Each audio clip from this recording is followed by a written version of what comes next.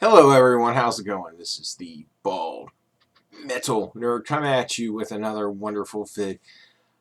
This is basically just going to be me talking about my second week of unemployment.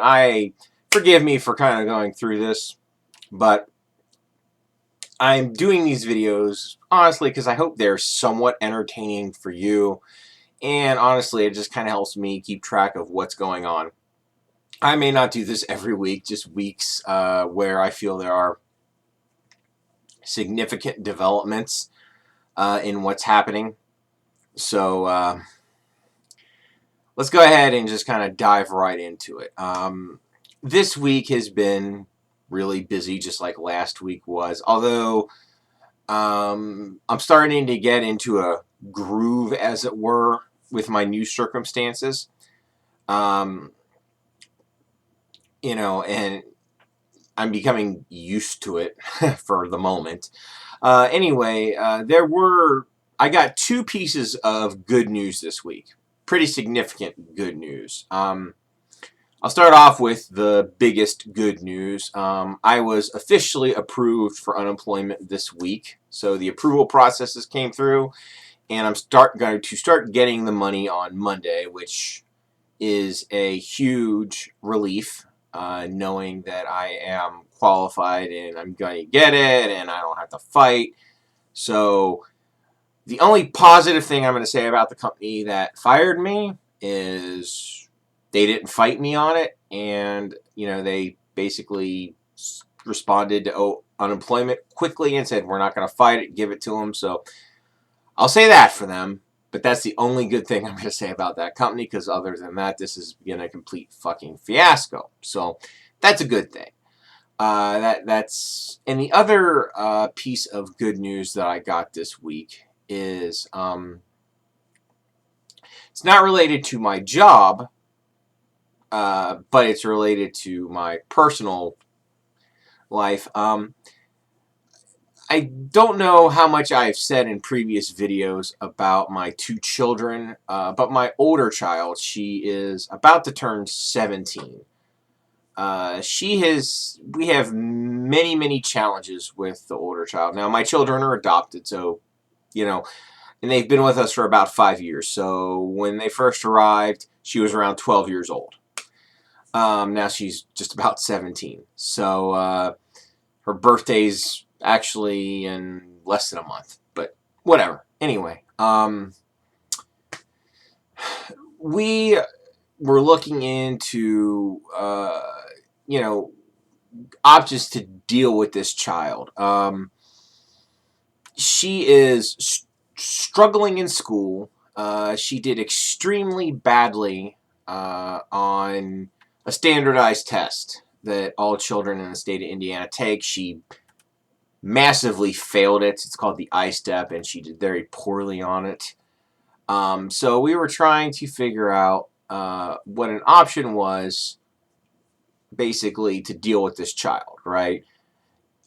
So looking into it, and of course discovered Job Corps. I had heard of Job Corps before, but I did more research into it, and for those of you who either aren't in the U.S. or just don't know what the hell Job Corps is, basically, I consider Job Corps takes kids who are ages 16 to 24, right? And I call it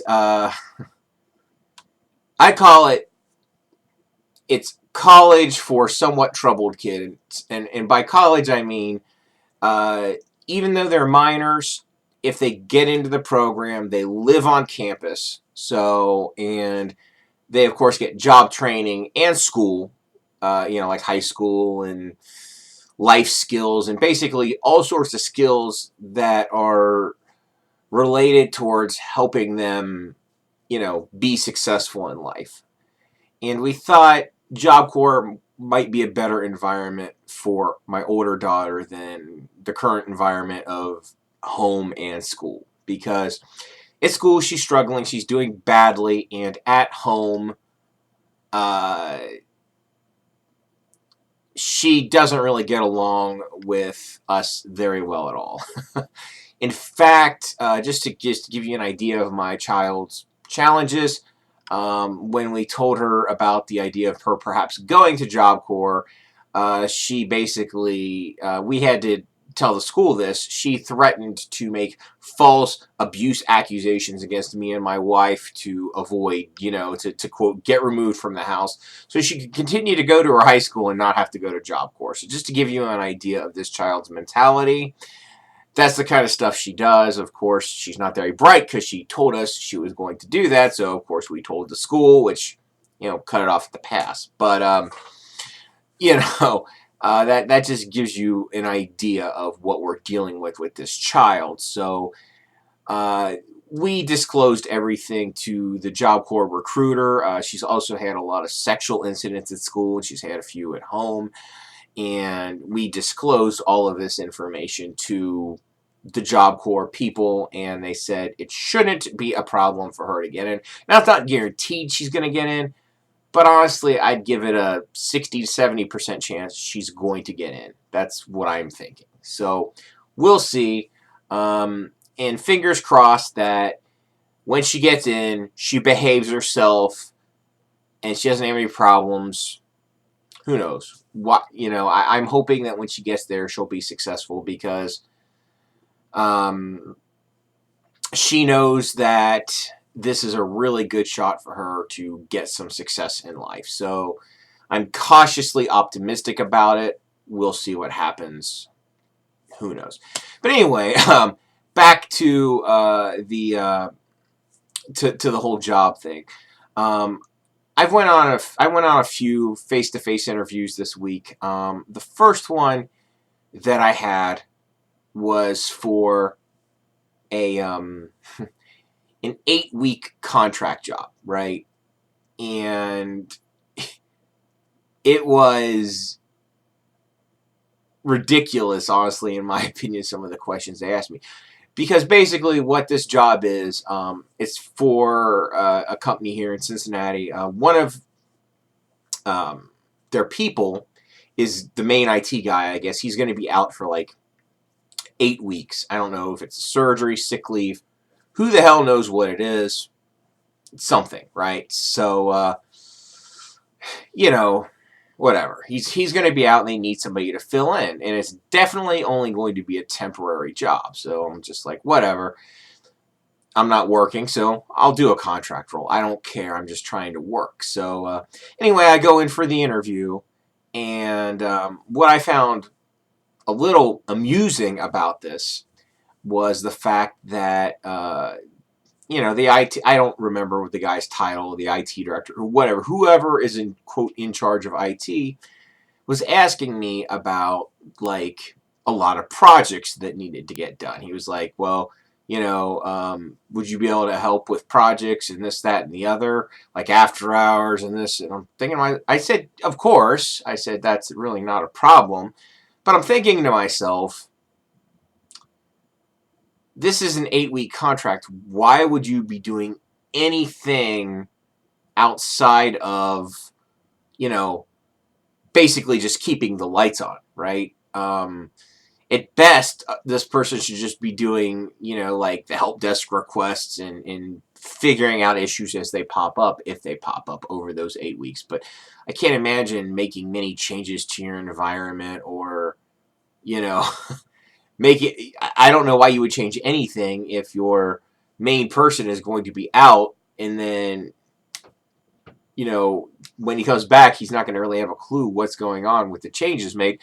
That, and no matter how good of an IT person you are, when you first start at a new company, you can more or less hit the ground running, but you're going to be kind of limited in scope in what you want to, attack, because you're not going to know the systems all that well. And it takes at least a couple of months to really get up to speed on that stuff. So even if I got in there, learned everything, I mean, by the time I really was somewhat comfortable with it, the contract would be over. So I don't know. I thought that was a bit misguided. And another thing that he asked me about that I found really odd was he asked me about like after hours support. I'm just like, and I even said to him, I said, I honestly did not expect that in a contract role. Like, I didn't see that one coming at all. That's what I told him. I said, yeah, I guess it could be done. He's like, well, I'm not saying it wouldn't be billable. I'm like, well, that makes me a lot more willing to do it, obviously, obviously, I hate on-call after hours. Who doesn't? But if I get paid every time it happens, I can handle that a hell of a lot better than it's just part of the job. Fuck you, no extra money. I could take it a bit more if I get paid for it, but I still don't like it. And I just thought to myself, this is a strangely demanding contract role. And the other thing he asked me, now this, out of what I thought were the strange questions, the question he asked me that I thought made the most sense, he asked me, could you pretty much, if you get this, will you basically guarantee you'll work the entire 8 weeks? And I said to him, I said, no. I said, I'm looking for a permanent role. And basically, if I were to find a permanent role and they need me to start, I'm not going to complete an 8-week contract to pass up on a permanent job. I would not do that in the least. So that may have taken me out of the running. I don't know, because I'm sure that, and probably, I'm sure someone will probably also do the job for less money than I will, because what was interesting about this job is I had basically applied for it twice and didn't realize it, because I applied through like a temp agency, and the temp agency basically offered $30 an hour, through them for the job, right? And I was like, whatever. And I also applied directly with the company because they had advertised it. And I did inform them of what was going on with the, basically I told the company and the temp service what was going on, and then basically it was decided I would just deal directly with the company and cut the temp service out entirely. So I didn't care. So he actually asked me like what my rate would be, and I was upfront with him. I said, well, the temp agency told me they'd give me $30 an hour, and obviously I know you're paying them more than that for somebody to come in here. I said, so I don't know. We'll just say my rate would be $50 an hour. I just threw that number out there. We'll see. This may be all very premature for me. It could be they aren't interested in me and they choose to go with somebody else. That is a distinct possibility, and it's fine, because obviously an 8-week contract is not exactly a dream job for me, to put it mildly, especially, when it's that demanding. What was funny about it, though, is that interview basically taught me that if I'm employed, I probably would not want to work for that company, because, man, they would definitely ask a lot of whoever that person was. So, but for 8 weeks, who really cares? So anyway, that was that interview. I actually interviewed for another job today, and the job seemed much better. It's a permanent role, but there are a few downsides to this job. One, it's in an inconvenient location for me to get to. Although they are a rapidly growing company and they might move soon, so who knows. But it's in a bad place for me to get to. So that's strike one against it. Strike two, and this is totally my own fault. When I originally applied for the job, I didn't, I wasn't sure what the salary range was. I didn't really look at the listing, I guess, closely enough. Again, this is on me. But when I looked at, because I don't know, I think I researched it a little bit yesterday. I looked at the listing again and I saw what the salary range was. My reaction was, that's it. The salary is almost a 50% pay cut from my previous job, even the top of the range. So, yeah, I haven't been that low in salary really since the beginning of my second IT job. So it's been like 10 years almost since I've been that low in salary. So I didn't know during this interview if they would bring up salary or not. They didn't. So I didn't. Again, big assumption that they even offer me the job, but the salary is quite a bit lower than what I was thinking as far as a range goes. So Now, I don't know if they'd be willing to pay more for somebody with more experience. I guess I'll find out if they throw me an offer or not, right? Um, and secondly, the another big strike against them is they were telling me about their benefits package because they are still a very small company. They told me that they have 401k but no matching. I'm just like, I just thought to, I mean, I didn't have that look on my face when they said it, but I just thought to myself, wow, that's shitty. I've never really worked anywhere that didn't have a 401k match, even in smaller companies. So I was a little taken aback by that. So, it seems like an okay job, but there are definitely some things about it that I am not wild about. And another funny thing, of course, the attack of the Indians has continued this week on me as well. And when I was driving home from the interview today, an Indian called me, and he asked me, he made the mistake of asking me what I thought, if I knew anything about his recruiting company or anything, or what I thought about it. And here's what I told him. I said to him, I said, honestly, I said, whenever I put my resume up, I get spammed by you guys all the time. I said, I talked to a lot of out-of-town recruiters. I said, I talked to a lot of people like you, and truthfully, you're all pretty worthless. This is what I actually said to him. I said, you're worthless. I said, I've never even gotten a phone interview from any of you guys ever, and I really doubt this will be any different. I honestly, when I get those Indians, I don't even feel the need to be somewhat professional. Like, they call me up and it's like, yeah, yeah, sure, you can submit me. That's literally the tone I have with them, because it's like, A, I can't understand the fucking words that are coming out of their mouth, and B, they've never, ever, ever gotten me anything ever. Maybe it's foolish on my part acting that way, but I don't care, because they just throw me shit that I'm somewhat qualified for. Not really. I mean, the stuff they usually send isn't very good anyway. And they're always shitty temporary contract jobs anyway. It's never anything that I'm like particularly excited about. So that I did have a little bit of an amusing conversation with the guy, and I'm just like, he's asking me about the contract length and all that. He's like, could you do 6 months? I told him, I was like, dude, I said, honestly, if I get a 6-month contract, I'm not going to stay there for the 6 months. I'm going to continue to look for a job. He's like, well, it might go permanent. I'm just like, whatever.